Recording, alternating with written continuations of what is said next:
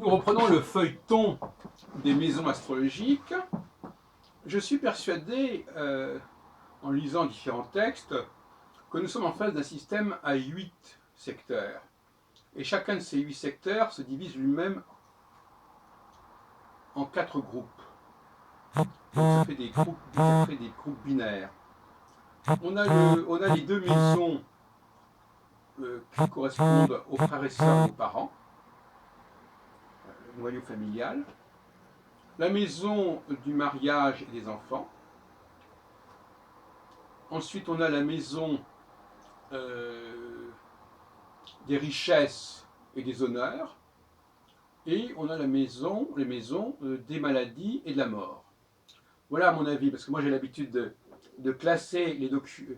J'ai fait le même travail avec Nostradamus. On a des documents, on a des séries, on doit les classer dans un ordre logique. Et cet ordre logique, normalement, doit retrouver et retrouve en réalité l'ordre originel. Donc je crois que cet ordre que je viens d'aborder, il a été complètement déformé. On trouve la maison 5, la maison des enfants en 5, la maison du mariage en 7. On trouve la maison, les maladies en 6 et la mort en 8, ce qui est assez logique finalement. Mais donc qui précède, mais entre les deux, on a intercalé le mariage, alors on comprend très bien. On trouve la maison 2 au tout début, avant la maison 3 et la maison 4, qui sont la maison des frères et sœurs et des parents. Moi, je la placerai plutôt la maison 2, donc dans le troisième cadran, avec les honneurs, donc maison 9, maison 10. Hein. Donc on a à peu près comme ça un système avec le groupe maison 2, 3, et les frères et sœurs et les parents. Le groupe, on pourrait dire 5, 6, qui serait le mariage et les enfants. Le groupe 9, 10, qui serait les honneurs et les richesses. Maison 9, 10, bon.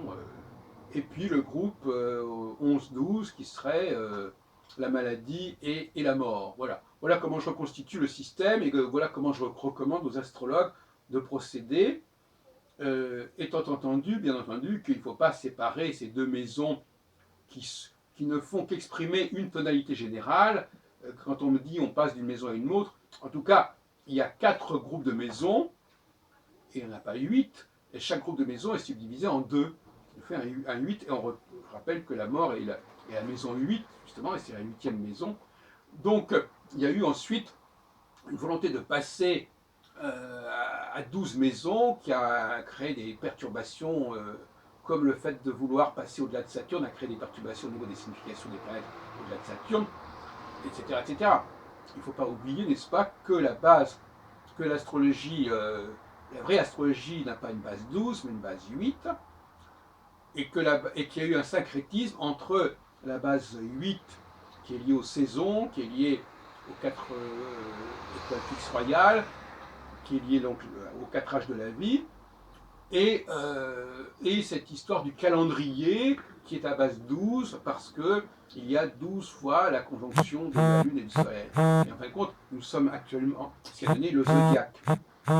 Et ce qui a donné aussi par la suite l'influence du zodiaque sur les maisons, qui sont passées de 8 à 12, et l'influence du zodiaque sur les planètes, où on a voulu rajouter des planètes, et beaucoup d'astrologues, dans les années 60 et encore aujourd'hui, pensent qu'il doit y avoir 12 planètes pour correspondre aux 12 signes zodiacaux.